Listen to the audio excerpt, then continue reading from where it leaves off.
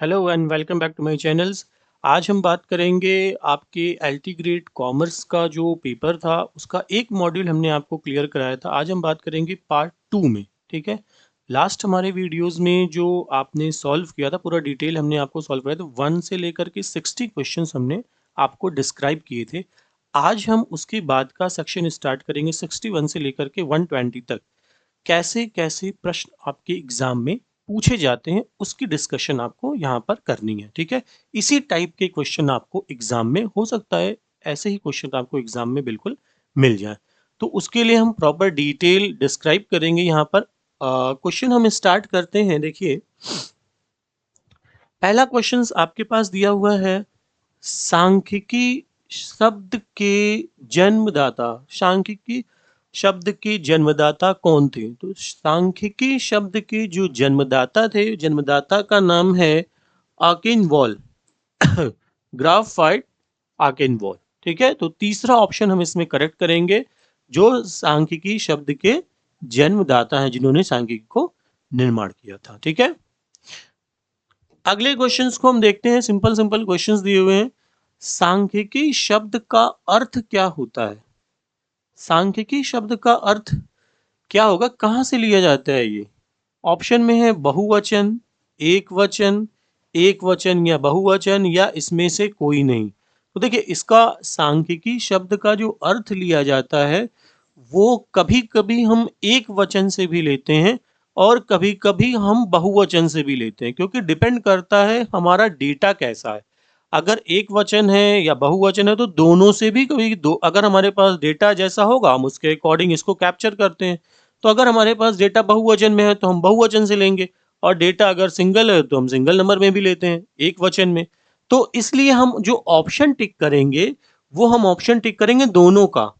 एक वचन भी हम इसमें अर्थ जो लेते हैं वो एक वचन में भी ले सकते हैं और बहुवचन में भी ले सकते हैं। ठीक है, अगले क्वेश्चन पे बहुत सिंपल सिंपल क्वेश्चन दिए हुए हैं। अगले क्वेश्चन पे हम आते हैं। सांख्यिकी को उचित रूप से माध्यों का विज्ञान कहा जाता है। सांख्यिकी को क्या कहा जाता है? सांख्यिकी को उचित रूप से माध्यों का विज्ञान कहा जाता है।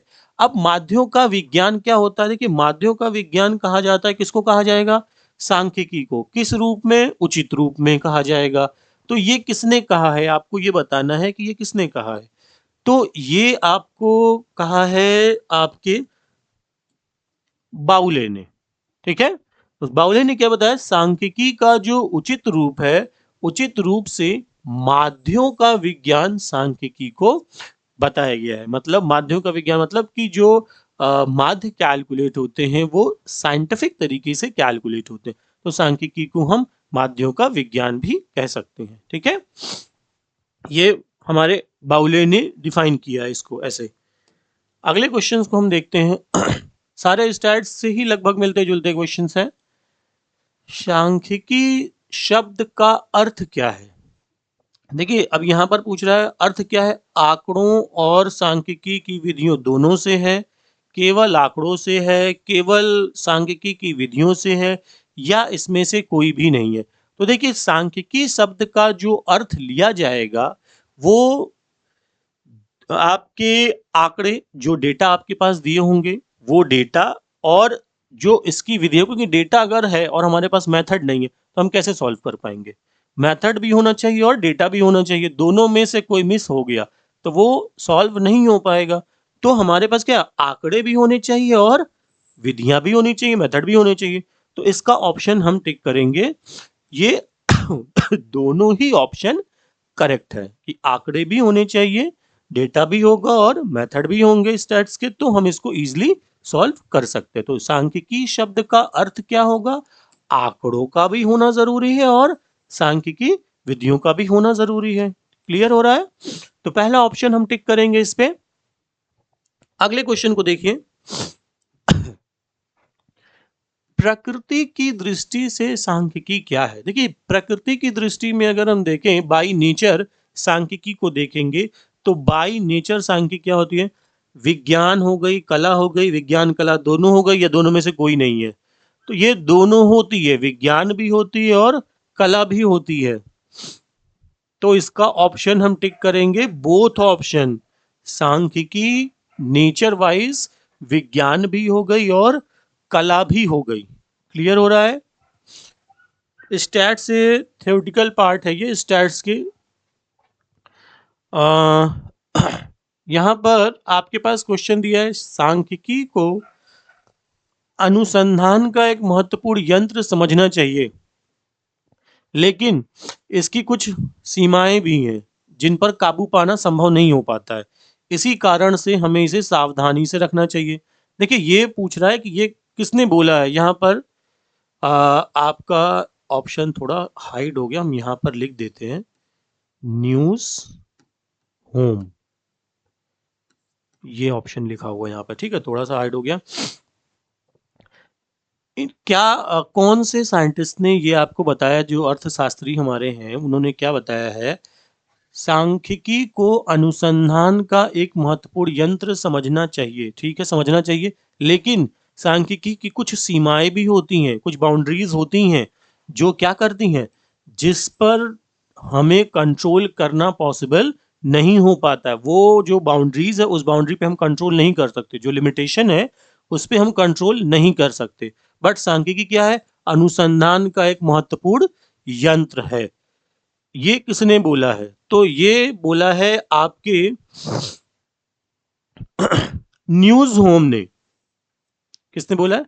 News home. न्यूज होम एक अर्थशास्त्री थे जिन्होंने ये बताया है कि सांख्यिकी को अनुसंधान का एक बहुत ही महत्वपूर्ण यंत्र हम मानते हैं, बहुत महत्वपूर्ण यंत्र मानते हैं। उसकी कुछ सीमाएं हैं, न्यूज होम बोलते हैं कि उसकी कुछ सीमाएं भी हैं, लेकिन हम सीमाओं पर काबू नहीं पा सकते, कंट्रोल नहीं कर सकते हैं। ठीक है, तो ये जो स्टेटमेंट दिया है वो दिया है हमारे न्यूज होम ने, तो पहला ऑप्शन हमारा करेक्ट हो जाएगा। ठीक है, अगले क्वेश्चन को देखते हैं। सांख्यिकी विधियों के विकास में सबसे अधिक योगदान रहा है। देखिए स्टैट्स जो हम मेथड यूज करते हैं उसमें सबसे ज्यादा मेथड, अगर आप स्टैट्स देखोगे तो स्टैट्स में सबसे ज्यादा जो चीजें यूज होती है वो मैथमेटिकल चीजें ज्यादा यूज होती हैं स्टैट्स में। ठीक है, तो सिंपल कह रहा है सबसे अधिक योगदान किसका है, तो सबसे अधिक योगदान मैथ का होगा, सिंपल सा है। तो हम ऑप्शन को टिक करेंगे कि सबसे अधिक योगदान जो होगा स्टैट्स की विधियों में वो मैथ मतलब गणित का होगा। ठीक, अगले क्वेश्चन को देखिए। सांख्यिकी अनुसंधान में सर्वप्रथम किया जाता है। अनुसंधान में सर्वप्रथम किया जाता है, क्या किया जाता है, तो सबसे पहले हम क्या करेंगे कि अगर कोई सांख्यिकी अनुसंधान स्टार्ट करते हैं तो सबसे पहले हमें योजना बनानी पड़ेगी। ठीक है, प्लानिंग करनी पड़ेगी, तभी तो हम कोई कार्य आगे कर पाएंगे। तो इसमें हम सबसे पहले क्या करेंगे, अनुसंधान अगर करना है तो अनुसंधान का क्या करेंगे, आयोजन करेंगे, मतलब एक तरीके से प्लानिंग बनाएंगे, तभी तो हम कोई वर्क आगे कर पाएंगे। तो यहाँ पर कह रहा है अनुसंधान में सर्वप्रथम क्या करेंगे, तो अनुसंधान का हम आयोजन बनाएंगे। ठीक, तो ये दूसरा बी ऑप्शन जो है हमारा करेक्ट हो जाएगा। क्लियर हो रहा है?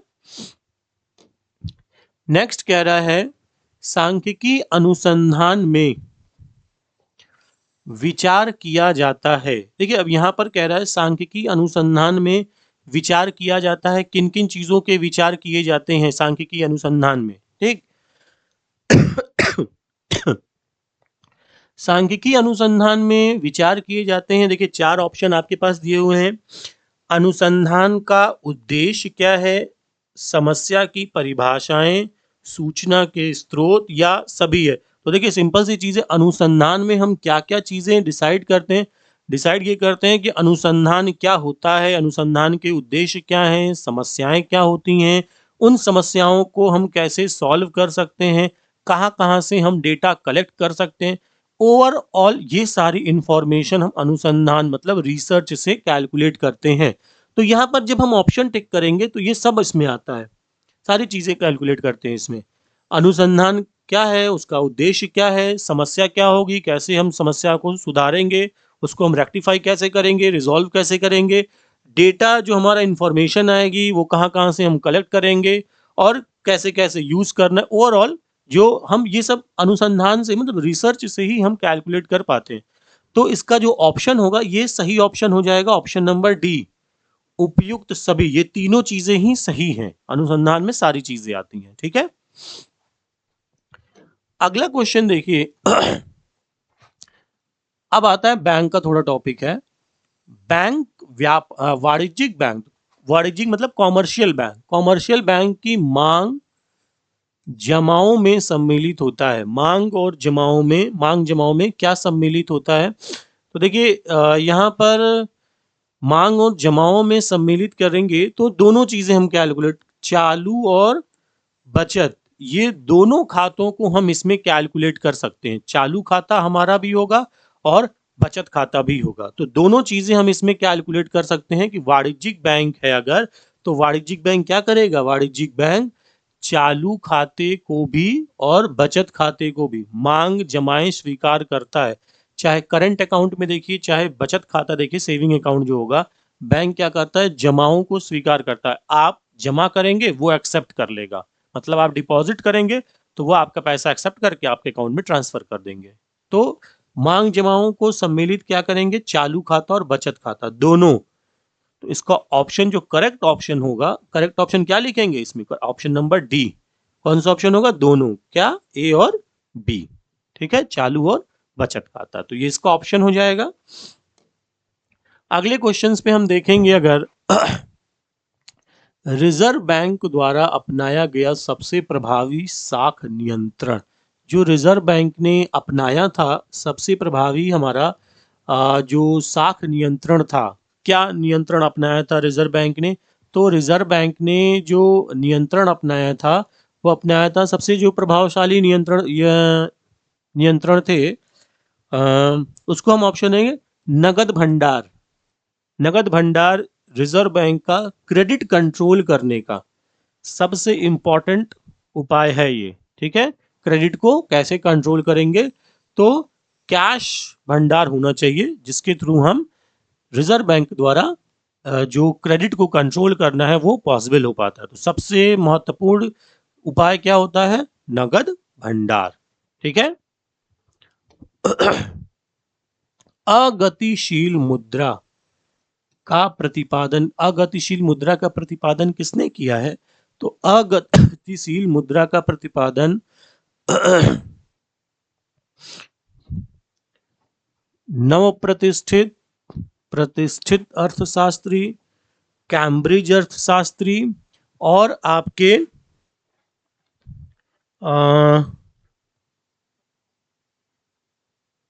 ए और सी दोनों। नव प्रतिष्ठित अर्थशास्त्री, प्रतिष्ठित अर्थशास्त्री, कैम्ब्रिज अर्थशास्त्री। देखिए बेसिकली यहाँ जो ऑप्शन आ रहा है, ऑप्शन ये दोनों ही करेक्ट होना चाहिए, बट आपको यहाँ पर ऑप्शन नहीं दे। ए और बी दोनों ही ऑप्शन करेक्ट होना चाहिए इसमें, नव प्रतिष्ठित अर्थशास्त्री और प्रतिष्ठित अर्थशास्त्री, ये ए और बी होना चाहिए, ये और बी होगा।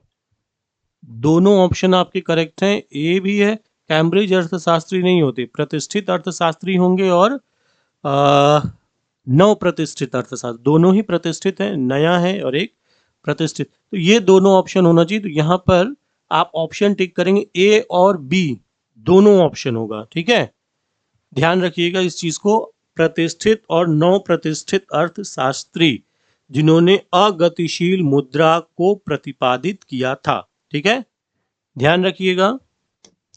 अगले क्वेश्चन को देखिए, मंदी और बेरोजगारी दूर करने के लिए मौद्रिक नीति के अंतर्गत अपनाए गए उपाय क्या हैं? मंदी और बेरोजगारी को दूर करने के लिए, जो मंदी आई है, बेरोजगारी आई है, उसको अगर दूर करना है तो कौन से उपाय अपनाए जाएंगे? तो उपाय जो होगा, उपाय ये होगा कि नगद कोष अनुपात को बढ़ा दिया जाए। अगर हम नगद कोष अनुपात बढ़ाते हैं तो भी हम मंदी बेरोजगारी को कंट्रोल कर सकते हैं मॉनेटरी पॉलिसी के अंतर्गत। और नगदी कोष अनुपात को घटा देना। ठीक है, नगद कोष अनुपात को बढ़ाना, नगदी कोष अनुपात को, ये दोनों ही ऑप्शन इसमें करेक्ट है। तो इसमें देखिए ऑप्शन दिया हुआ है ए और सी, मतलब जो हमारा करेक्ट ऑप्शन हो जाएगा वो ऑप्शन हो जाएगा ए और सी, ये दोनों ऑप्शन इसमें करेक्ट हैं। तो आप ऑप्शन क्या लगाएंगे? डी, ए वाला भी सही है और सी वाला भी सही है। कोष को बढ़ाना, अनुपात कोष को बढ़ाना और नगदी कोष के अनुपात को घटाना, दोनों ही ऑप्शन इसमें सही है। ठीक है, तो ए और सी ऑप्शन आप टिक करेंगे।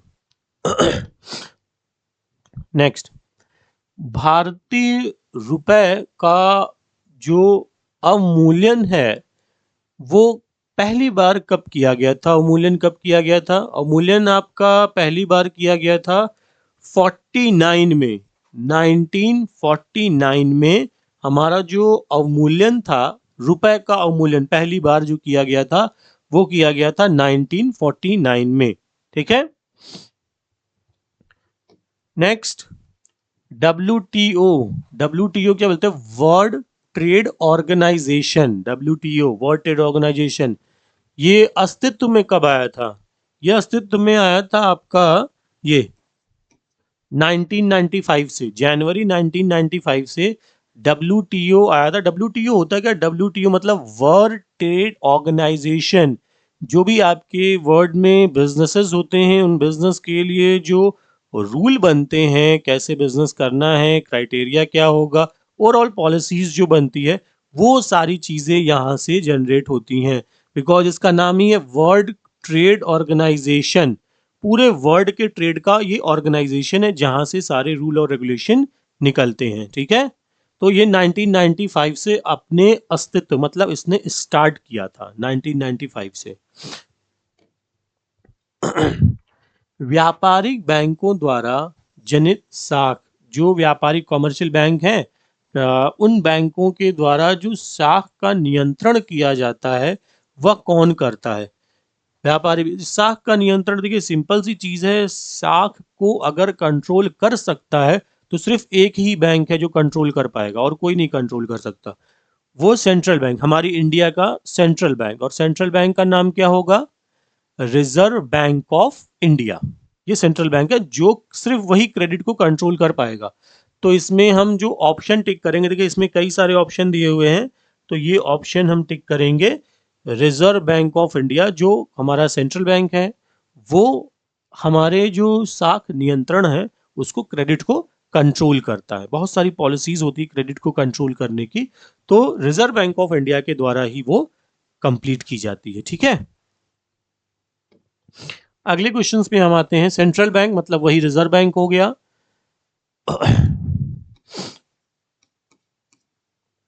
सर्वाधिक महत्वपूर्ण क्या है? अभी चीजें हमने आपको बताई हैं जस्ट एक क्वेश्चन पहले। रिजर्व बैंक का सर्वाधिक महत्वपूर्ण क्या है? सर्वाधिक महत्वपूर्ण कार्य क्या है? साख का नियंत्रण करना है। तो सारे कार्य वो करते हैं, लेकिन जो सबसे इंपॉर्टेंट कार्य है क्रेडिट को कंट्रोल करना, क्योंकि क्रेडिट को और कोई कंट्रोल नहीं कर सकता है, तो रिजर्व बैंक का सबसे महत्वपूर्ण कार्य क्या हो गया? क्रेडिट को कंट्रोल करना। ये भी जरूरी है, ये भी जरूरी, बस सबसे ज्यादा जरूरी काम क्या है? क्रेडिट को कंट्रोल करना। क्लियर? तो ऑप्शन आप टिक करेंगे, ऑप्शन नंबर सी। नेक्स्ट आता है खुले बाजार की क्रियाएं, ओपन मार्केट ऑप्शंस ऑपरेशंस निम्नलिखित में से किस नीति का अंग है? तो ओपन मार्केट जो बाजार क्रियाएं ऑपरेशन है, किस नीति का? देखिए ओपन मार्केट होता क्या है? ओपन मार्केट, जैसे अभी क्वेश्चन हमने पढ़ा था ना कि रिजर्व बैंक क्रेडिट को कंट्रोल करता है, तो क्रेडिट को कंट्रोल करने के लिए बहुत सारे ऑप्शन होते हैं, कई सारी कैटेगरीज होती है, तो उसमें से एक कैटेगरी ये भी है खुले बाजार की क्रियाएं। ठीक है, तो खुले बाजार की क्रियाओं में ओपन मार्केट ऑपरेशन कौन सी नीति में आता है? खुले बाजार की क्रियाएं। तो खुले बाजार की क्रियाएं जो आएंगी, जैसा भी हमने बताया था, खुले बाजार की क्रियाएं एक साख नियंत्रण की नीति है, तो हम किस पे टिक करेंगे?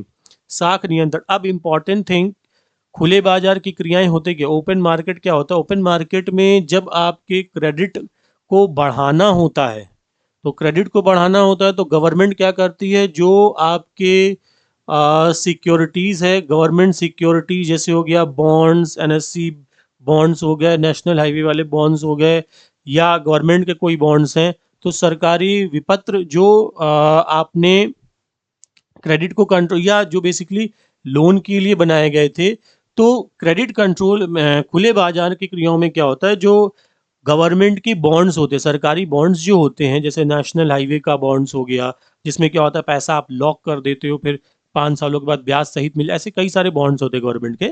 तो वो बॉन्ड्स क्या होते हैं कि जब आपको क्रेडिट को कंट्रोल करना होता है, जब मान लीजिए क्रेडिट बढ़ा है, मतलब क्रेडिट ज्यादा हो गया, इंक्रीज हो गया है, तो उसको कम करना है। तो कम करने के लिए क्या करेंगे हम, ओपन मार्केट में जो आपकी सिक्योरिटीज है या जो बॉन्ड्स हैं, वो गवर्नमेंट क्या करती है, बढ़ा हुआ तो पैसे को कम करना पड़ेगा, तो पैसे को कम करने के लिए क्या करती, ये बॉन्ड्स और सिक्योरिटीज मार्केट में सेल कर देती है। अब गवर्नमेंट ने मार्केट में सेल कर दिया कि ये बॉन्ड आप ले लीजिए, 5 साल का बॉन्ड है, इसमें जो भी आप पैसा देंगे उसमें हम इंटरेस्ट प्लस करके आपको 5 साल के बाद वापस कर देंगे। तो लोग ये समझते हैं कि 5 साल तक हमारा पैसा सेफ हो गया, तो लोग क्या करेंगे, बॉन्ड्स खरीदेंगे, पैसा निकालते जाएंगे और गवर्नमेंट के पास जमा करते जाएंगे। तो सर्कुलेशन में जो पैसा बढ़ गया था, वो पैसा गवर्नमेंट के पास अब धीरे धीरे वापस आने लगेगा, क्योंकि सब लोग मार्केट में, अगर गवर्नमेंट बॉन्ड सेल करेगी, सब खरीदने लगेंगे कि 5 साल लॉक इन पीरियड है, 7% 8% इंटरेस्ट मिलेगा, धीरे धीरे खरीदते जाएंगे।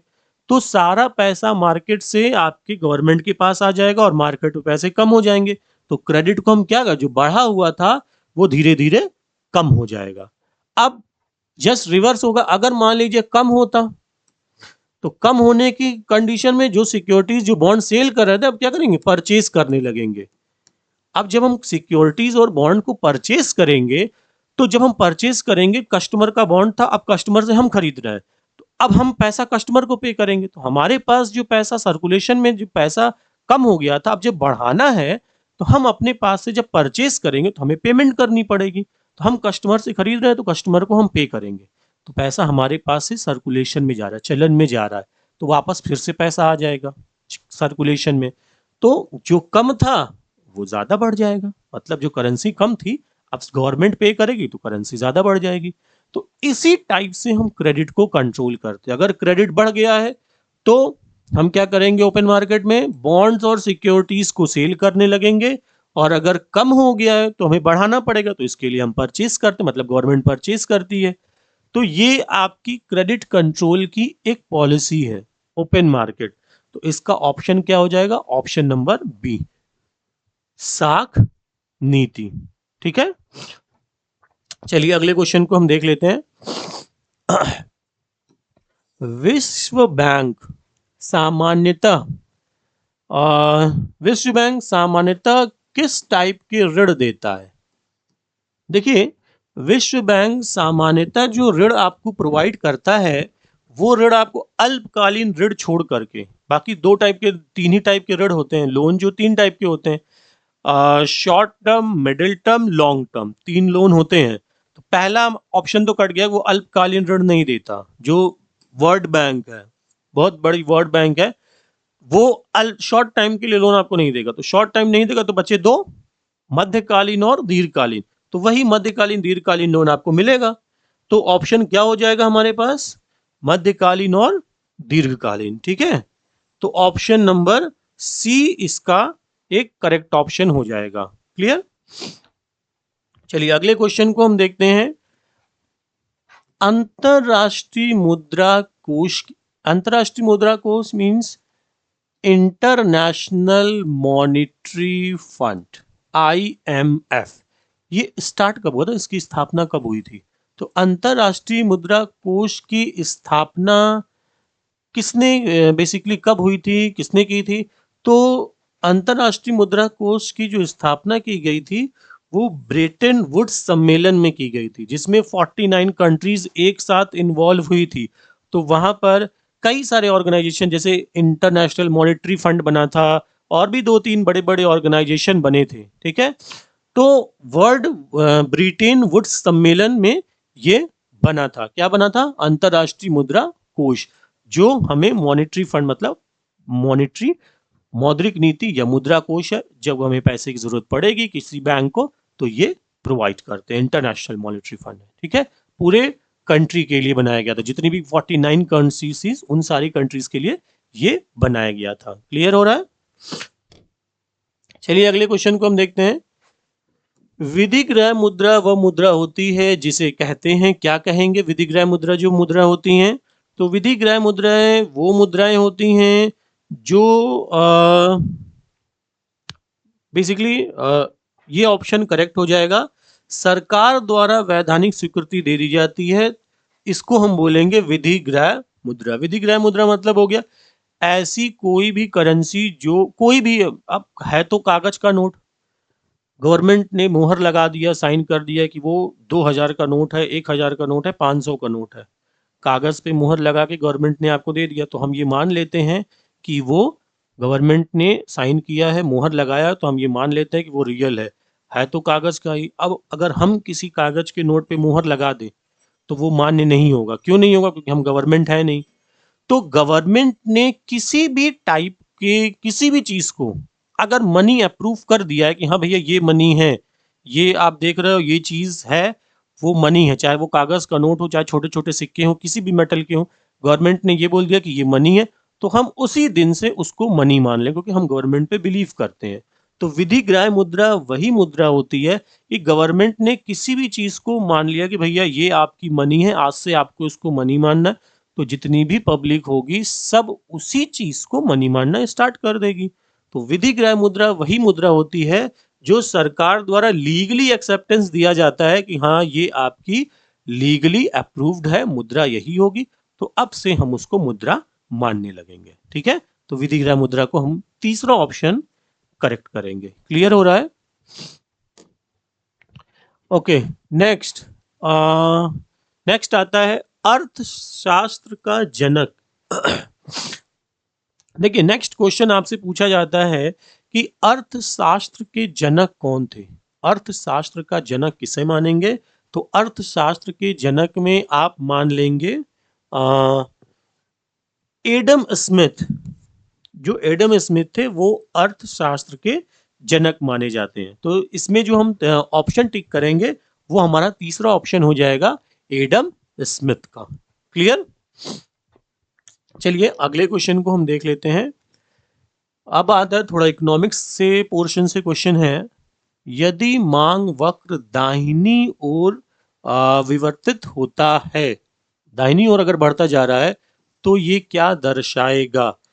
तो अगर मांग वक्र दाहिनी ओर बढ़ता जा रहा है, तो दाहिनी ओर बढ़ने का मतलब होता है कि अगर जैसे ये वक्र बना है और राइट साइड में इधर की ओर दाहिनी तरफ बढ़ता जा रहा है, तो इसका मतलब ये होता है मांग वक्र है तो मांग में वृद्धि हो रही है, मतलब आपकी मांग धीरे धीरे डिमांड बढ़ती जा रही है। अगर हम राइट साइड की बात करेंगे तो मांग वक्र अगर राइट साइड में, इस साइड की अगर आप इधर से देखोगे तो राइट साइड में अगर वो मांग वक्र बढ़ता जाता है तो फिर मांग वक्र मतलब हो गया डिमांड कर्व बेसिकली जो होगा। अगर डिमांड वक्र राइट साइड में अगर बढ़ने लगा तो हमारा इसका मतलब ये होगा कि हमारी डिमांड में क्या हो रही है? डिमांड में वृद्धि हो रही है। ठीक है, पूर्ति से कोई मतलब ही नहीं होगा क्योंकि हम डिमांड कर्व की बात कर रहे हैं। तो पहला ऑप्शन इसमें करेक्ट हो जाएगा, राइट साइड में अगर बढ़ रहा है तो हमारा डिमांड में वृद्धि हो रही है। ठीक है, नेक्स्ट, ऐसी बाजार व्यवस्था जहां विक्रेता कम हो, विक्रेता की संख्या कम हो, उस बाजार का नाम क्या दिया जाएगा? जहां विक्रेता कम होगा तो उसमें क्या होंगे, किस बाजार को हम बोलेंगे जहां पर हमारे सेलर कम है? तो वो बाजार बोला जाएगा बेसिकली अल्प अधिकार। अल्प अधिकार में हमारे जो नंबर ऑफ सेलर होते हैं वो बहुत कम होते हैं। ठीक है, तो ऐसे बाजार को हम नाम क्या देंगे? अल्पाधिकार बाजार। ठीक। आभास लगान की अवधारणाएं क्या है? अवधारणा दी गई है, किसने दी है? रॉबिन्स ने, पीगू ने, मार्शल ने और सैमुअल्सन ने, किसने दी है आभास लगान की? देखिए, आभास लगान की जो अवधारणा बताई गई है वो अवधारणा किसने बताई है? तो आभास लगान की अवधारणा बेसिकली जो बताई गई है वो बताई गई है मार्शल के थ्रू। तो इसका जो करेक्ट ऑप्शन आप टिक करेंगे वो हो जाएगा मार्शल। ठीक है। मार्शल के थ्रू आभास लगान की अवधारणा को बताया गया है। तरलता पसंदगी सिद्धांत, ये सारे राइटर के जो भी जिन्होंने इसको बनाया है उन्हीं सारी चीजों के। तरलता पसंदगी सिद्धांत का प्रतिपादन किसने किया था? केने ने, जेबी से ने, कार्ल मार्क्स ने या किन्स ने? तरलता पसंदगी सिद्धांत का जो प्रतिपादन किया था वो प्रतिपादन किया था आपके केने, जेबी, कार्ल मार्क्स और तो इसका आप ऑप्शन टिक करेंगे किन्स ने। किन्स जो साइंटिस्ट हमारे थे उन्होंने बताया था कि तरलता पसंदगी का सिद्धांत क्या होता है और कैसे वो स्टार्ट होता है। तो इसका जो प्रतिपादन किया था, स्टार्ट किया था, किसने स्टार्ट किया था? किन्स ने इसकी सारी डेफिनेशन को दे रखा है। ठीक है, किन्स इसके लिए प्रतिपादन करते हैं। गीफेन वस्तुएं क्या होती हैं? गीफेन वस्तुएं देखिए बेसिकली गीफेन वस्तुओं का मतलब ये होता है कि कभी कभी होता क्या है कि जो ह्यूमन है, मनुष्य है, अपनी इनकम का बहुत बड़ा हिस्सा ऐसे गुड्स पे एक्सपेंड कर देता है कि उससे उसको सेटिस्फैक्शन भी नहीं मिलता, फिर भी उसका एक्सपेंसेस हो जाते हैं।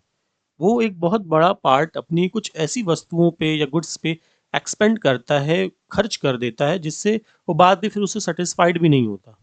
तो यहाँ पर मांग जो हमारा जो रूल है मांग का, वो यहाँ पर अप्लाई नहीं होता है। मतलब मांग का रूल क्या होता है कि अगर आपकी प्राइस बढ़ रही है, यही बताता है मांग, प्राइस अगर बढ़ रही है तो वस्तुओं की जो डिमांड है वो कम हो जाएगी, क्योंकि प्राइस अगर किसी चीज की बढ़ जाएगी तो हम क्या करेंगे? उसको खरीदना बंद कर देंगे, क्योंकि प्राइस बढ़ गई है। तो ये डिमांड क्या होगी? कम हो जाएगी। और सेकेंड इंपॉर्टेंट थिंग कि जब प्राइस हमारी कम होने लगेगी तो डिमांड क्या होगी? बढ़ जाएगी। ये रूल है। बट यहाँ पर मांग का रूल गिवन वस्तुओं में कभी भी सेटिस्फाइड नहीं होता। ये रूल इस पे एप्लीकेबल होता ही नहीं है। रीजन दैट कि बहुत सारी ऐसी क्वालिटीज के गुड्स होते हैं जिसपे मनुष्य जो ह्यूमन है वो अपना बहुत बड़ा पार्ट एक्सपेंस कर देता है, अपनी इनकम का पार्ट, पर फिर भी वो सेटिस्फाइड नहीं होता है। तो इसमें जो हम ऑप्शन टिक करेंगे, निम्न श्रेणी की वस्तुएं, गिफिन वस्तुएं निम्न श्रेणी की वस्तुओं की विशेष श्रेणी, जो मनुष्य खरीदता है, एक्सपेंसेस भी करते, महंगे भी खरीदते, बट उसके बाद वो उससे सेटिस्फाइड भी नहीं होते हैं। ठीक है, तो इसमें हम ऑप्शन टिक करेंगे, option number D.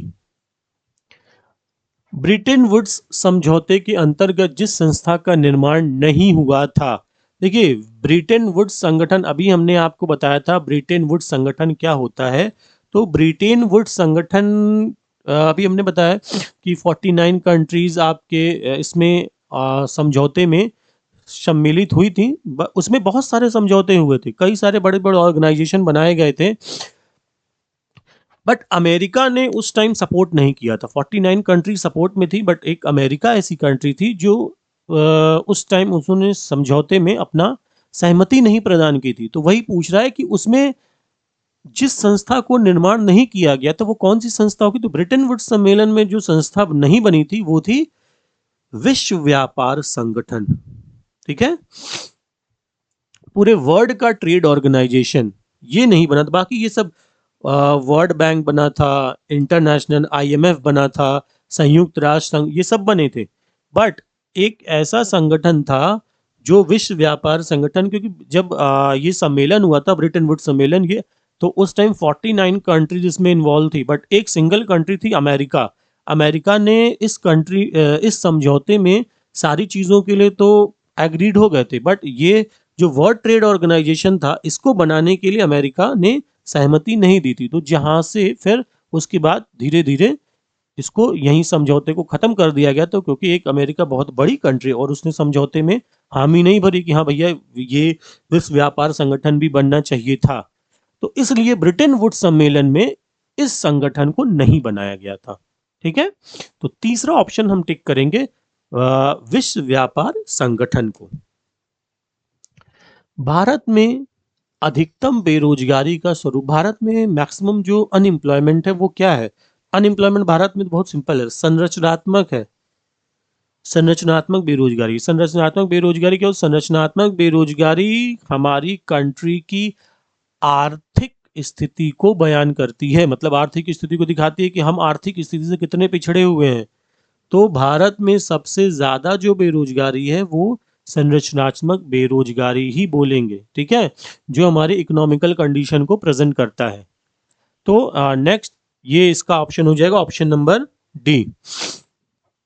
Next question आता है, नवीन उद्योग को संरक्षण प्रदान, जो भी नए नए इंडस्ट्रीज बन रही है उसको प्रोटेक्शन प्रोवाइड करने के लिए जो पॉलिसीज बनाई गई है वो पॉलिसीज क्या है? अलग अलग टाइप के ऑप्शंस दिए हुए हैं। तो नवीन उद्योग की प्रोटेक्शन के लिए, नए इंडस्ट्रीज की प्रोटेक्शंस के लिए जो बनाई गई है पॉलिसीज, उसमें उसका आधार क्या है? शिशु उद्योग तर्क, ये उसका आधार है। ऑप्शन नंबर डी हम इसमें टिक करेंगे, शिशु उद्योग तर्क, ये इसका आधार, जो नई पॉलिसीज बनाई गई है नए उद्योगों को शामिल करने के लिए, जो संरक्षण प्रदान करने के लिए जो पॉलिसीज बनाई गई है वो है शिशु उद्योग तर्क, ठीक है।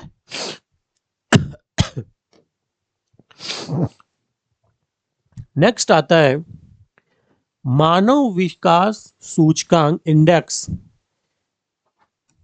किसने बनाया? Human development index created by, किसने क्रिएट किया था?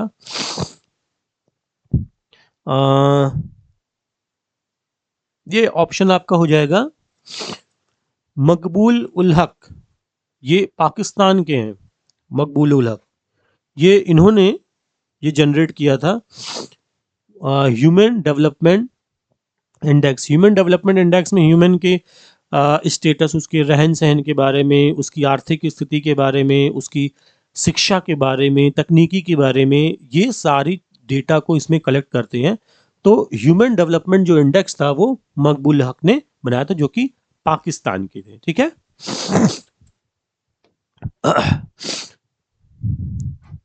नेक्स्ट आता है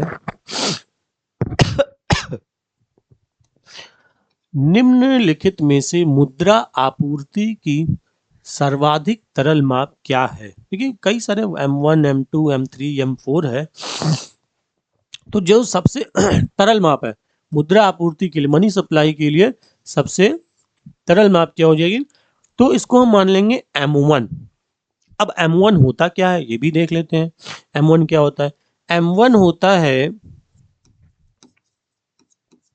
बैंकों के पास जो डिपॉजिट है, जमा है, प्लस जो जनता पब्लिक के पास जमा है, मतलब पैसा जो जमा है किसके किसके पास? बैंक के पास और पब्लिक के पास, मतलब पब्लिक की जमा है प्लस बैंक की जमा हो, इन दोनों को अगर हम प्लस कर देंगे तब हमारा M1 कैलकुलेट होता है, ठीक है।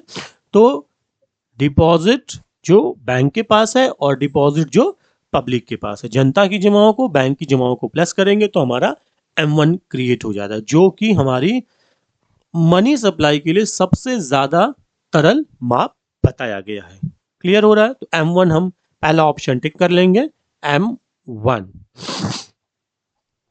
ये जो क्वेश्चंस हम आपको बता रहे हैं, जितने भी लोगों को कोई डाउट्स होता है, अगर आपके पास कोई डाउट्स है तो आप इस डाउट्स को कंप्लीटली कमेंट के थ्रू हमें पूछ सकते हैं। जो भी आप डाउट्स पूछेंगे अगली वीडियोस में हम जब आएंगे तो आपके जो भी डाउट्स कमेंट्स होंगे हमारे, आपके हम उस कमेंट्स के थ्रू आपको सारी डाउट्स को क्लियर करेंगे एंड देन फिर हम आगे कंप्लीट करेंगे। तो आपके पास जो भी डाउट्स हैं आप प्रॉपर पूछते रहिए, जो चीज़ें आपको नहीं समझ में आ रही हैं या जो आपको एक्स्ट्रा पूछना है।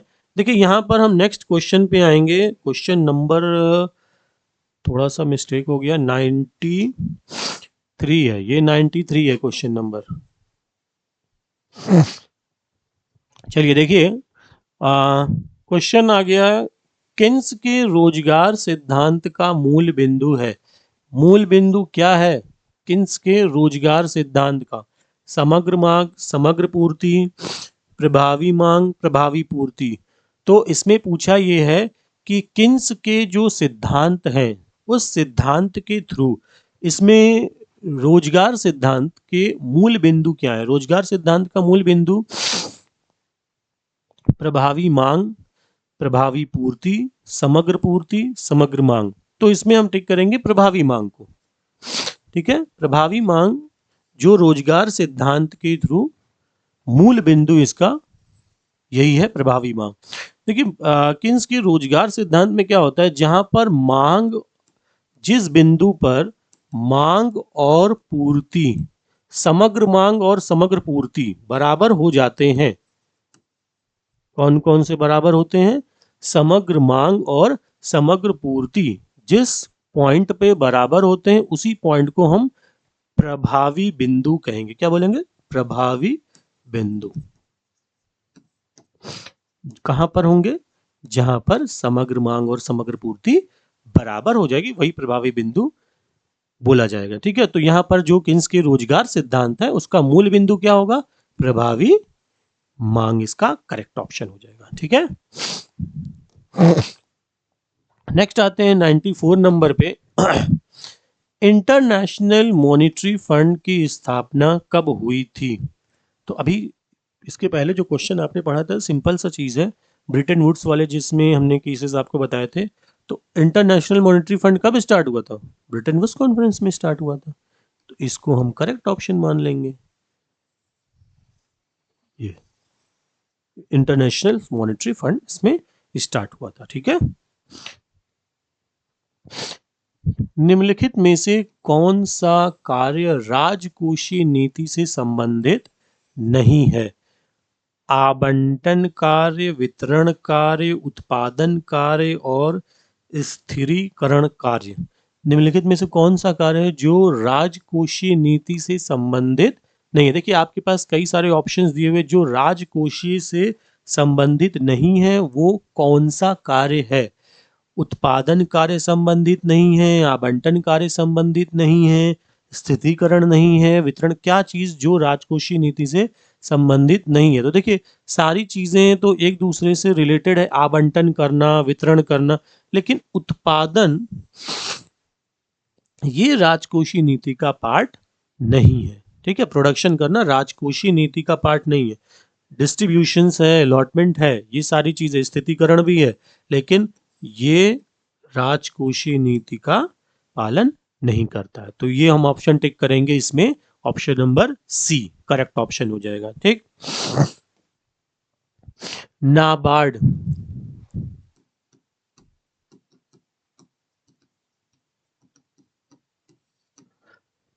नाबार्ड ऋण प्रदान करता है। नाबार्ड ऋण प्रदान, देखिए नाबार्ड क्या होता है? नाबार्ड एक ऐसी ऑर्गेनाइजेशन है जो गवर्नमेंट ने बनाया है आपके बैकवर्ड एरियाज और रूरल एरियाज के डेवलपमेंट के लिए।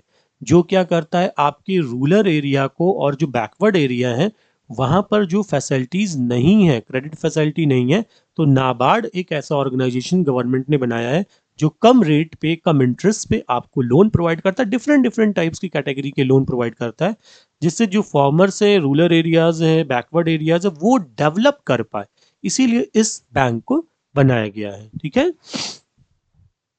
National agriculture rural development bank, इसका नाम है नाबार्ड। ठीक है, ये क्या करता, क्या है, कौन से ऋण प्रदान कर? देखिए कृषि क्रियाओं के लिए ऋण प्रदान करेगा, कृषि क्रियाओं के और ग्रामीण विकास के लिए प्रदान करेगा, हस्तशिल्प और अन्य शिल्प के लिए प्रदान करेगा इसमें।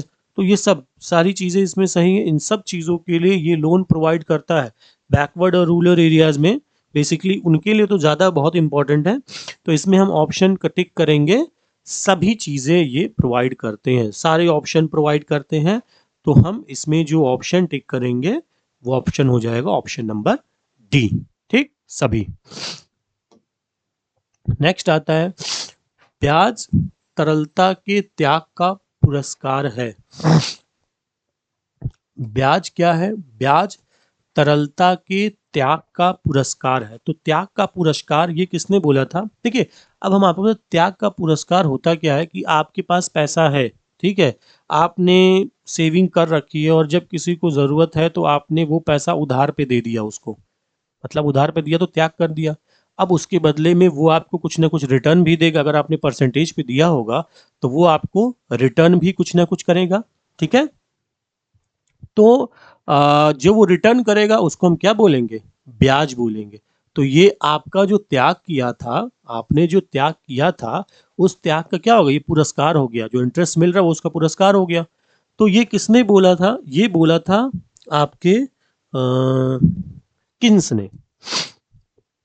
ये बोला था किन्स ने। किन्स ने क्या बोला था कि ब्याज तरलता के त्याग, जो आपके पास कैश है, लिक्विडिटी कैश है, कैश को आप अगर किसी को परसेंटेज पे देते हैं तो मतलब आपने अपने पास से पैसे दिए तो आपने त्याग किया, सैक्रिफाइस किया है। तो अब वो क्या करेगा, अपनी सेविंग आपने दी है तो उसके बदले में वो विद इंटरेस्ट अगर आपको पैसे प्रोवाइड करता है, तो जो पार्ट इंटरेस्ट का मिलेगा वो त्याग का पुरस्कार है। जो आपने सैक्रिफाइस किया, पैसे दिए, उसका पुरस्कार है। ये बोला है हमारे किन्स का। ठीक है, ये इन्होंने बोल रखा है। अगले क्वेश्चन को देखते हैं। लैंड प्रॉब्लम्स इन इंडिया पुस्तक के लेखक हैं। Land problem in India, India में जो हमारे लैंड की प्रॉब्लम्स हैं, भूमि की प्रॉब्लम्स है, इसमें इस बुक में बताया गया है कि क्या प्रॉब्लम्स है और कैसे हम इसको रिजॉल्व कर सकते हैं। ये इस बुक में बताया गया है। तो इसके जो राइटर हैं वो कौन है, वो राइटर हो गए राधा कमल मुखर्जी। ये इसके राइटर हैं। जो लैंड प्रॉब्लम्स इन इंडिया, जो भारत में भूमि की समस्याएं हैं, जो land problems in India, basically बताया गया है कि क्या क्या प्रॉब्लम्स हैं, कैसे कैसे हम उसको रिजॉल्व कर सकते हैं। ये सारी चीजें इस बुक में बताई गई हैं। तो इस writer is Radha Kamal Mukherjee. Clear, okay. सीमांत उपयोगिता जो एक उपभोक्ता प्राप्त करता है, यह वस्तु से है, यह है, ये सीमांत उपयोगिता जो एक उपभोक्ता प्राप्त करता है, यह वस्तु से, यह है, क्या है।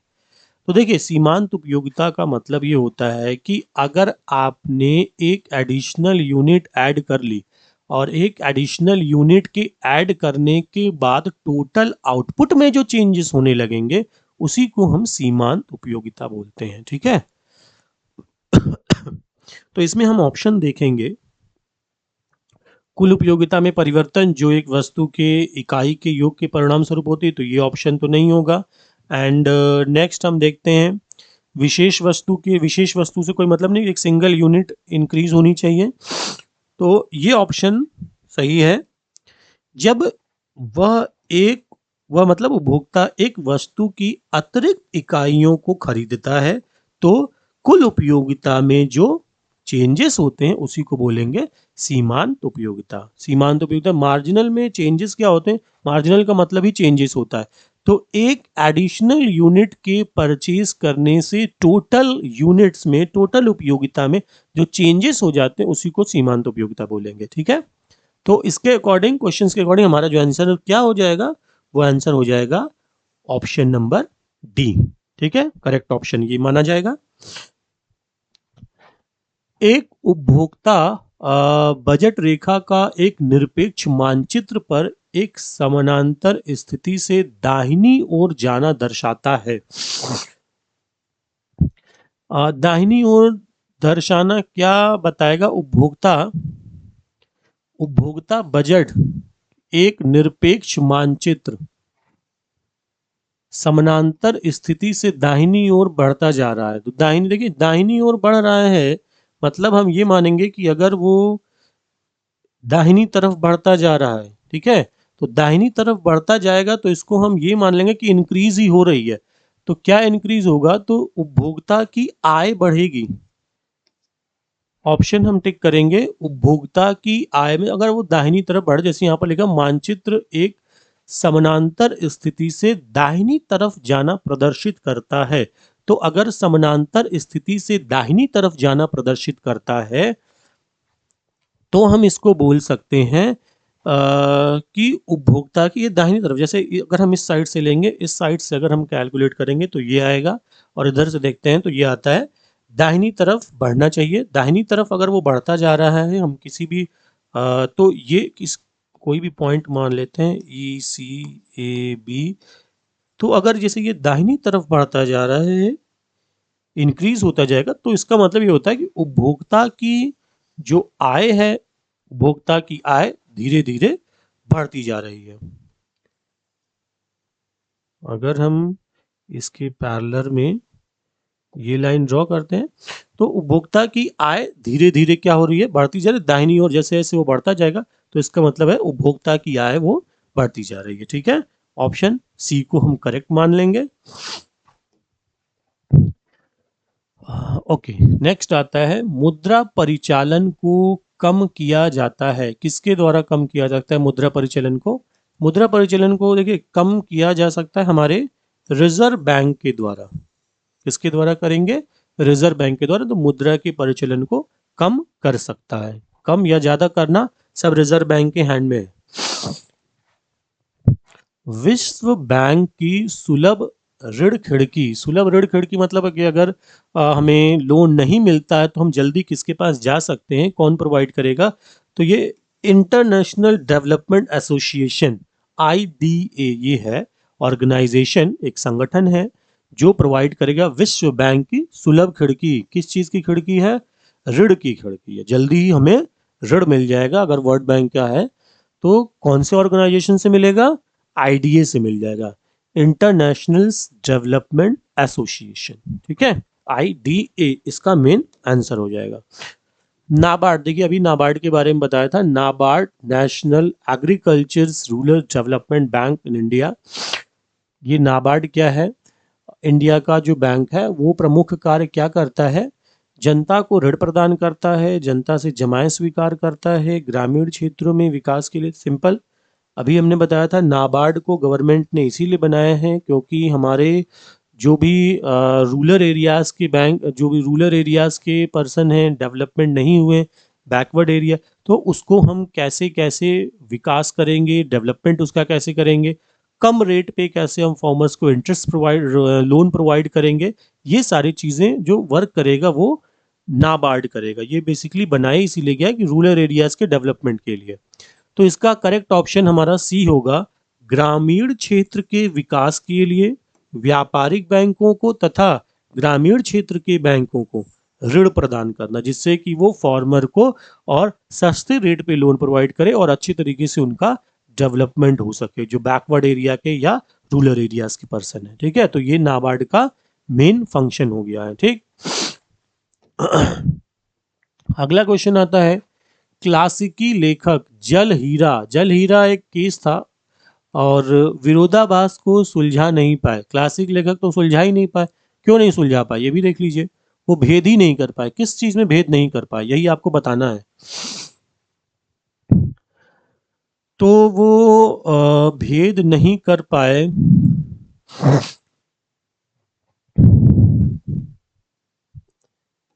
ये एक ऑप्शन यहाँ पर नहीं है, TU होगा ये, कुल उपयोगिता।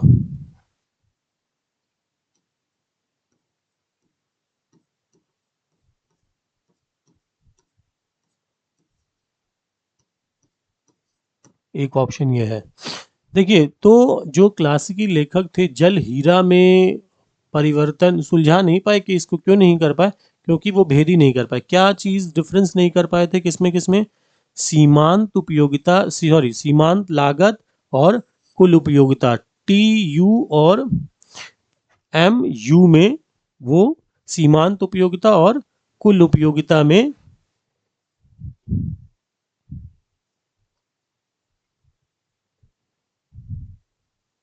इसको करेक्ट कर देते हैं, क्लासिक जल हीरा परिवर्तन नहीं कर पाए थे, तो किसमें किसमें नहीं कर पाए थे? TU तथा MU में, ये यहां पर ऑप्शन दिया हुआ है, TU और MU,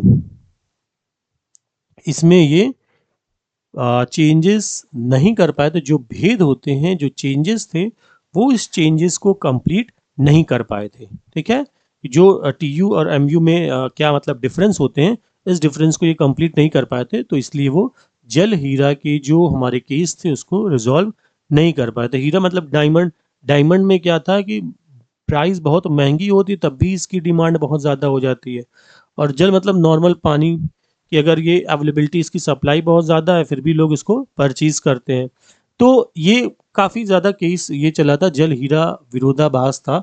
बहुत सारे जो लेखक थे इसको रिज़ॉल्व नहीं कर पाए थे क्योंकि एमयू और टीयू में वो डिफरेंस नहीं कर पाए थे। ठीक है, तो इसका हम करेक्ट ऑप्शन मान लेंगे एमयू और टीयू। ठीक, अभी आपको बताना है ये सही कथन क्या है। इसमें से जो स्टेटमेंट है कौन सा स्टेटमेंट सही है। स्टेटमेंट हम देखेंगे, आय में वृद्धि होने पर मांग में वृद्धि हो जाती है, आय में वृद्धि होने पर मांग में विस्तार होता है, मांग में कोई परिवर्तन नहीं होता। ये तो गलती है, मांग में परिवर्तन तो होना तय है। उपरोक्त में से तो ये बेसिकली देखिए ये ऑप्शन हमें करेक्ट लगता है। आपका ये ऑप्शन होगा ऑप्शन नंबर पहला। अगर आय बढ़ेगी तो डेफिनेटली, अगर आय बढ़ गई तो आपकी डिमांड अपने आप बढ़ेगी। ये श्योर है कि आपके पास जैसे जैसे पैसा आता जाएगा तो आपको लगेगा हमें ये भी खरीदना चाहिए, वो भी खरीदना चाहिए, पड़ोसी के पास ये भी है वो भी है तो हम भी ये खरीद लेंगे, ऐसा होता है। तो इसका मतलब कि जैसे जैसे हमारी इनकम बढ़ती जाए, अब इनकम नहीं है, कुछ नहीं है तो हाथ बंधे हुए हैं क्योंकि पैसा ही नहीं है तो हम खरीद ही नहीं सकते। तो सिंपल सी चीज़ है कि अगर हमारी आय बढ़ेगी तो अगर हमारे पास पैसा आने लगेगा, 1 आध करोड़ रुपए महीना आने लगेगा, तो हमारी इनकम क्या होगी, धीरे धीरे अपने आप अगर इनकम बढ़ती जाएगी तो हम क्या अपनी डिमांड को और बढ़ाने लगेंगे, सारी चीज़ें हम धीरे धीरे खरीदने लगेंगे तो हमारी डिमांड भी बढ़ेगी।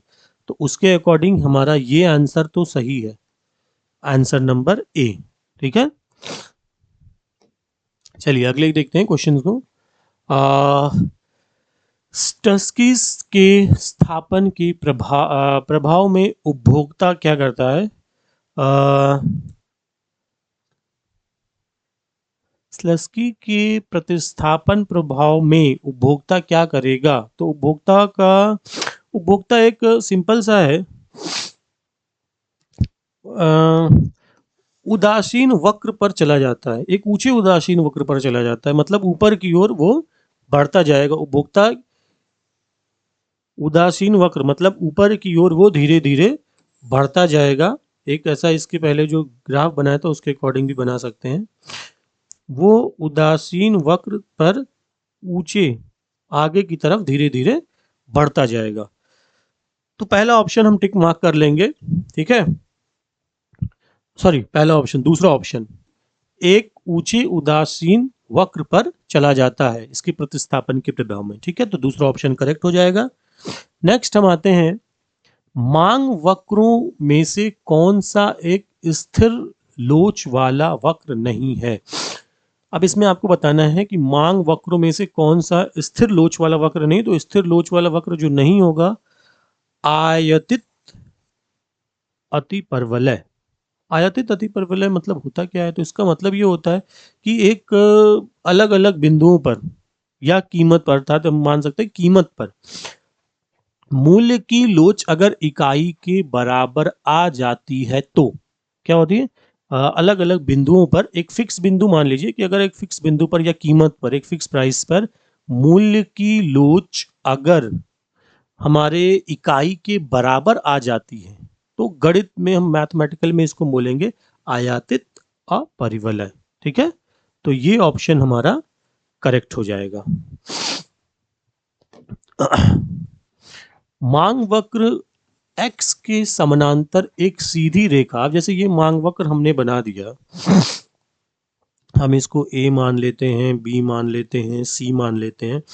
इसके समानांतर अगर हम एक सीधी रेखा ऐसे खींच दे रहे हैं, ये सीधी रेखा खींच देते हैं तो यह बताता है कि मांग लोच क्या हो जाएगी, मांग लोच शून्य हो जाएगी, शून्य तो होगी ही नहीं, इकाई से कम, इकाई से ये अनंत हो जाएगी। मांग वक्र क्या होगा, E is equal to infinite, ऐसे बनेगा इसका साइन, ये थोड़ा उल्टा E करके ये इनफाइनाइट हो जाएगा, मतलब अनंत हो जाएगा। जब मांग वक्र x के समानांतर अगर हम कोई सीधी रेखा खींच देते हैं तो ये बताता है कि हमारी जो लोच है इलास्टिक क्या होगी, वो अनंत हो जाएगी। ठीक है, तो इसका ऑप्शन क्या टिक करेंगे, इलास्टिक हमारी अनंत हो जाएगी। ठीक, एक उपभोक्ता के रूप में आप क्या करेंगे, एक उपभोक्ता के रूप में हम तो क्या करेंगे, उपभोक्ता के रूप में उपयोगिता को बढ़ाएंगे, उपयोगिता अधिकतम करेंगे। हम तो यही कोशिश करेंगे कि हमारे जितने पैसे, उस पैसे में ज़्यादा से ज़्यादा हम सामान खरीद लें, तो हम उसकी उपयोगिता को बढ़ाएंगे, क्योंकि हम उपभोक्ता हैं। उपभोक्ता यही चाहेगा कि पैसे की जो उपयोगिता है वो बढ़ती जाए, मतलब कि हम कम पैसे में ज़्यादा से ज़्यादा, सस्ती से सस्ती चीज़ें, कम पैसे में बहुत सारी चीज़ें खरीद लें, मतलब हम उसकी उपयोगिता को बढ़ाएंगे। तो सिंपल सी चीज़ है, हम ऑप्शन उपभोक्ता के अगर पॉइंट ऑफ व्यू से देखेंगे तो उपभोक्ता उपयोगिता को अधिकतम करेंगे। ठीक है, चलिए अगले क्वेश्चन को देखते हैं। सम उत्पाद वक्र का ढाल मापता है, किसको मापता है? सीमांत उत्पादन की अनुपात, घटते सीमांत उत्पादन के अनुपात, पैमाने के प्रतिफल, या प्रतिस्थापन की सीमांत दर। सीमांत समुत्पाद जो वक्र है, वो समुत्पाद वक्र क्या करता है? ढाल, समुत्पाद वक्र का जो ढाल है वो ढाल क्या करेगा? प्रतिस्थापन की सीमांत दर को बताएगा, पैमाने के प्रतिफल को बताएगा, घटते हुए सीमांत को बताएगा, किस चीज को बताएगा? तो सिंपल सी चीज है, जो वक्र का ढाल होगा, समुत्पाद वक्र का जो ढाल होगा, ये ढाल हमें प्रतिस्थापन की दर बताता है। किसकी दर बताएगा? प्रतिस्थापन की सीमांत दर को बताएगा। क्लियर हो रहा है? नेक्स्ट अगले क्वेश्चन को हम देखते हैं। अभी हमने बताया आयताकार अतिपरवलय क्या होते हैं, तो ये किसके बराबर होता है? इसकी लोच जो बराबर होगी वो 1 के बराबर हो जाएगी। आयताकार अतिपरवलय वक्र की जो लोच होगी वो किसके बराबर होगी? 1 के बराबर, 1 के बराबर हो जाएगी। ठीक है, नेक्स्ट अब मैनेजमेंट के कुछ पोर्शन आ गए। कौन सा कार्य प्रबंध का कार्य नहीं है? देखिए, नियोजन है, नियुक्तिकरण है, कंट्रोलिंग है, और कोऑर्डिनेशन, ये मैनेजमेंट का कार्य नहीं है। प्लानिंग, स्टाफिंग, कंट्रोलिंग ये सब तो हैं, बट ये कोऑर्डिनेशन, सहयोग करना, ये हमारा मैनेजमेंट का कार्य नहीं है। तो ऑप्शन आप क्या टिक करेंगे? Option number C. ठीक है, ये हम टिक कर लेंगे। नेक्स्ट क्वेश्चंस को देखते हैं। मैनेजमेंट क्या है? मैनेजमेंट क्या है? तो मैनेजमेंट दोनों चीज है। अभी ये क्वेश्चन आपके आगे टॉपिक में भी था, कला और विज्ञान दोनों है, तो इसमें सेम ऑप्शन टिक करेंगे, कला और विज्ञान। मैनेजमेंट कला और विज्ञान दोनों है। कला के पॉइंट ऑफ व्यू से देखेंगे तो थ्योरेटिकल के साथ साथ प्रैक्टिकल नॉलेज भी होना जरूरी है। तो साइंटिफिक विज्ञान जो कहता है वो मैनेजमेंट को साइंटिफिक तरीके से चलाता है, और जो कला होती है वो कला क्या बोलती है? हमारे पास कई सारे ऑप्शन, हम किसी बेस्ट ऑप्शन को सेलेक्ट करके आगे बढ़ेंगे। तो विज्ञान और कला दोनों को हम मिला देंगे तभी हमारा मैनेजमेंट कंप्लीट, वो दोनों ही होता, विज्ञान और कला होगी। निम्नलिखित में से कौन सा प्रबंध का उद्देश्य नहीं है? प्रबंध का उद्देश्य नहीं क्या है? देखिए, सिंपल सी चीज है, ऑडिटिंग करना मैनेजमेंट का उद्देश्य नहीं होता। मैनेजमेंट का उद्देश्य सिंपल सिंपल क्या है? लाभ अर्जित करना, प्रॉफिट अर्न करना, एंड एम्प्लॉयमेंट प्रोवाइड करना, पॉलिसीज डिसाइड करना। बट ऑडिटिंग करना ये मैनेजमेंट का वर्क नहीं, ये ऑडिटर का वर्क है, लेखों का अंकेक्षण करना। तो ये ऑप्शन हम टिक करेंगे जो कि मैनेजमेंट का वर्क नहीं है। ठीक है, नीति निर्धारण का कार्य किसका है? देखिए, मैनेजमेंट के टोटल 3 लेवल होते हैं मैनेजमेंट के। ये टॉप लेवल हो गया, ये मिडिल लेवल हो गया, और ये लोअर लेवल हो गया। ठीक है, 3 लेवल मैनेजमेंट के होते हैं। तो मैनेजमेंट जो पॉलिसीज डिसाइड करता है, पॉलिसी डिसाइड करना, मैनेजमेंट कंट्रोल करना कंपनी को, ये सब कौन करता है? टॉप मैनेजमेंट करता है। तो ये हम ऑप्शन टिक करेंगे पहला वाला, टॉप मैनेजमेंट का। ठीक है, अगले क्वेश्चन को देखते हैं। समन्वय, कोऑर्डिनेशन, जैसे अभी इसके पहले क्वेश्चन में था, कोऑर्डिनेशन, कोऑर्डिनेशन क्या है? ये मैनेजमेंट का कार्य नहीं है, तो मैनेजमेंट का सार है। ठीक है, इसका एक सपोर्टिंग है कि कोऑर्डिनेशन हर एक स्टेप में इंपॉर्टेंट होता है। बिना कोऑर्डिनेशन के कोई भी कार्य मैनेजमेंट का सक्सेस नहीं हो सकता। तो ये मैनेजमेंट का सार है। ठीक, प्रबंध का सार है। भारत में प्रबंध में लगे प्रबंधकों का संगठन, जो भी मैनेजमेंट इसमें लगे हुए हैं, मैनेजर जो मैनेजमेंट में लगे, उसका ऑर्गेनाइजेशन क्या होगा? तो ऑर्गेनाइजेशन हो जाएगा AIMA, all India management association, IAMA। ठीक है, पहला ऑप्शन टिक कर लेंगे इसको, ये करेक्ट ऑप्शन हो जाएगा। प्रबंध एक ऐसा पर्यावरण तैयार करता है और उसे बनाए रखने के लिए वो एक प्रक्रिया भी बनाता है जिसमें समूह के कार्य करते हुए चुनिंदा लक्ष्यों को कुशलता से प्राप्त कर सकते हैं। ये कथन किसने बोला था? क्या बोला है, फिर से देखते हैं। प्रबंध एक पर्यावरण तैयार करने और उसे बनाए रखने के, इन्वायरमेंट बनाना और उसे बनाए रखना, कंटिन्यू चलता रहे, ये एक प्रक्रिया है, ठीक है, जिसे लोग समूह में कार्य करते हुए चुनिंदा लक्ष्यों को, जो सेलेक्टेड ऑप्शन हमारे टारगेट हैं, प्राप्त करते रहे। मतलब कि जो टारगेट बनाया है वो सही से समूह में रहते हुए लोग अच्छे ढंग से कार्य करते हुए उसको प्राप्त कर पाए। तो ये कथन किसने बोला है? ये जो बोला है स्टेटमेंट, वो बोला है हैरल्ड कुंटज ने। पॉइंट नंबर 20 का करेक्ट ऑप्शन हो जाएगा। ठीक है, नेक्स्ट हम क्वेश्चन को देखते हैं। प्रबंध के सिद्धांत नहीं है, क्या नहीं है प्रबंध का सिद्धांत? देखिए, प्रबंध के सिद्धांत तो सार्वभौमिक भी होते हैं, लोचपूर्ण होते हैं, व्यवहारिक। ये एक ऑप्शन गलत है, ये नहीं है, संपूर्ण नहीं। प्रबंध के सिद्धांत, ये सब सिद्धांत है लेकिन ये सिद्धांत की कैटेगरी में नहीं आता है, तो इसको हम ऑप्शन टिक करेंगे, संपूर्ण। नेक्स्ट देखते हैं, प्रबंध के सिद्धांत की रचना किस प्रकार से की जाती है? प्रबंध के जो सिद्धांत हैं उनकी रचना किस प्रकार से करेंगे? तो उनकी रचना हम करेंगे प्रबंधकों के अनुभव के द्वारा, क्योंकि देखिए अनुभव के द्वारा ही हम मैनेजमेंट के जो सिद्धांत हैं, वो रूल रेगुलेशंस, हम अगर मैनेजमेंट का जो एक्सपीरियंस है, एक्सपीरियंस के थ्रू ही तो हम आगे की चीज़ें कंप्लीट कर पाएंगे, प्लान बनाना, एग्जीक्यूट करना, कैसे काम करना है, तो ये सब अनुभव के द्वारा ही हो सकता है। तो मैनेजमेंट के अनुभव के द्वारा, प्रबंधकों के अनुभव के द्वारा, मैनेजर्स के जो अनुभव होंगे, एक्सपीरियंस होगा, उसी के द्वारा हम मैनेजमेंट के सिद्धांत को बना पाते हैं। ठीक है, तो ये आपका कंप्लीट हो गया, जो आपका मॉड्यूल एक पेपर मॉड्यूल था उसका सेकेंड पार्ट ये कंप्लीट हो गया है। अब जितने भी क्वेश्चंस हमने बताए हैं, फर्स्ट में 60 एंड सेकंड में 60, हमने टोटल 120 क्वेश्चंस आपको प्रैक्टिस कराए थे। इसी टाइप के क्वेश्चंस आपके एग्जाम में भी आ सकते हैं, बहुत सारे इसमें क्वेश्चन थे जो आपके एग्जाम में आए भी थे, तो इसी टाइप के प्रश्न आपके एग्जाम में आ सकते हैं। तो अगर इस प्रश्न को आपने पढ़ा, क्वेश्चंस पढ़े हैं, आपको कोई प्रॉब्लम होती है, कोई डाउट्स है अगर, तो आप पूछ सकते हैं कमेंट के थ्रू। हमें जब कमेंट आप करेंगे तो हम आगे की वीडियोस में आपके सारे कमेंट्स को सॉल्व करेंगे, उसके बाद हम फिर से क्वेश्चन स्टार्ट करेंगे। तो हमारे साथ बने रहिए। अब हम नेक्स्ट जो वीडियोस स्टार्ट करेंगे उसमें हम आपको कुछ और टेक्स्ट पेपर कराएंगे, जिसमें टाइटल हमारा यही होगा कि इसी टाइप के क्वेश्चन एग्जाम में पूछे जाते हैं, हो सकता है ऐसे ही क्वेश्चन एग्जाम में आ जाए। ठीक है, थैंक यू।